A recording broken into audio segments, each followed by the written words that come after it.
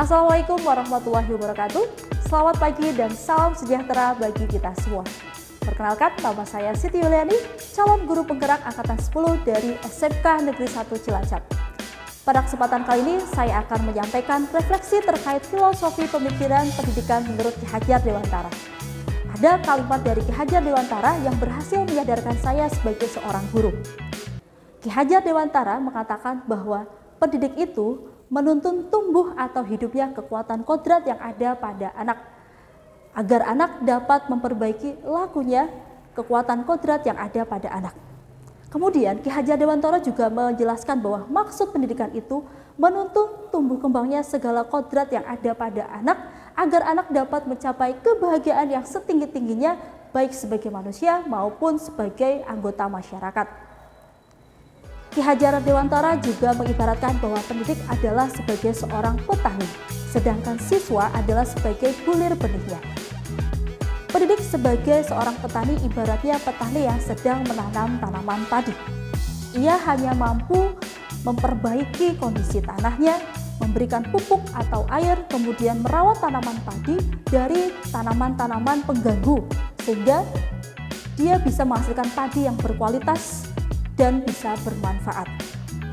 Dari ilustrasi yang digambarkan oleh Ki Hajar Dewantara terkait seorang petani yang menanam padi, tentunya hal tersebut menyadarkan kita sebagai seorang guru untuk bisa memahami dan mengenali karakteristik masing-masing siswa. Seperti yang kita tahu, siswa memiliki karakteristik yang berbeda-beda. Siswa juga memiliki kelebihan dan kelemahan dengan segala keunikannya. Siswa juga memiliki bakat, minat, dan potensi yang berbeda-beda. Oleh karena itu, kita sebagai pendidik harus mampu membantu peserta didik dalam menemukan bakat dan potensinya. Kita juga harus bisa membantu menebalkan garis-garis potensi yang peserta didik sudah ia punyai sejak dia dilahirkan, sehingga mereka bisa dapat mengeksplorasi bakatnya, bisa mencapai kebahagiaan setinggi-tingginya, dan bisa menjadi manusia yang mandiri dan bisa bermanfaat bagi masyarakat. Baik Bapak Ibu, supaya kita lebih paham lagi terkait filosofi pemikiran pendidikan menurut KHD, mari kita simak penjelasan terkait pemikiran Ki Hajar Dewantara dan implementasinya pada konteks lokal dan sosiokultural.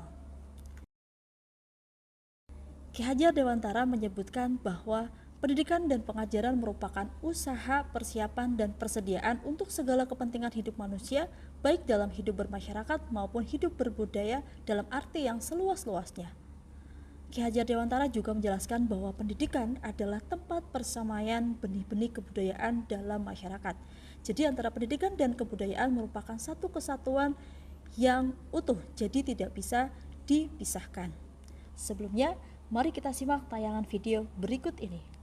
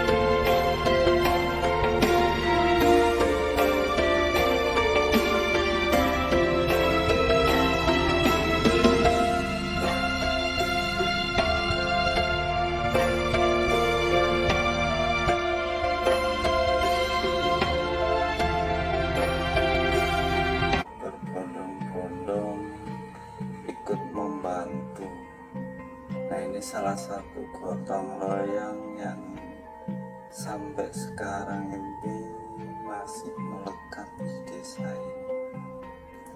Istilahnya itu rewang, ada yang menyebut juga warahan atau siluman.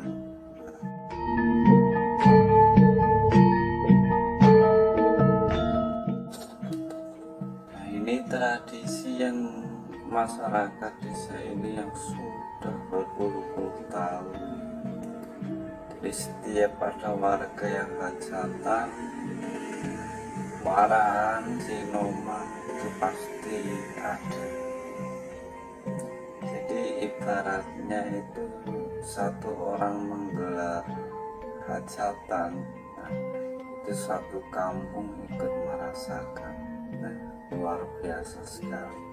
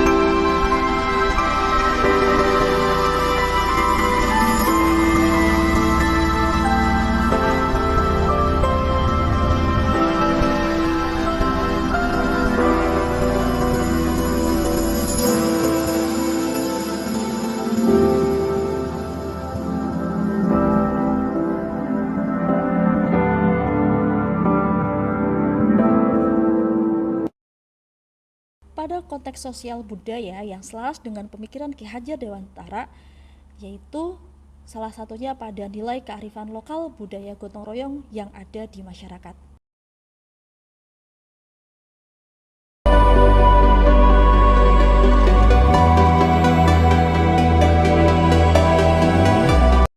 Sebagai seorang pendidik, kita harus dapat mengadopsi nilai luhur budaya gotong royong dalam aktivitas pembelajaran bersama siswa.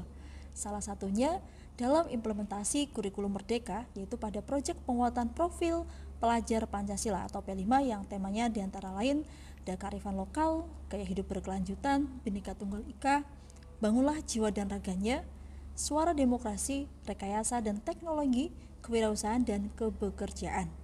Gotong royong menjadi salah satu sub dalam tema dari kearifan lokal.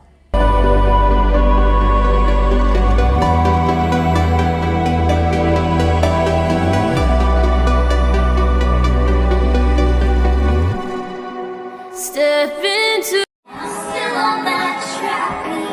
I'm still trying everything to keep you looking at me.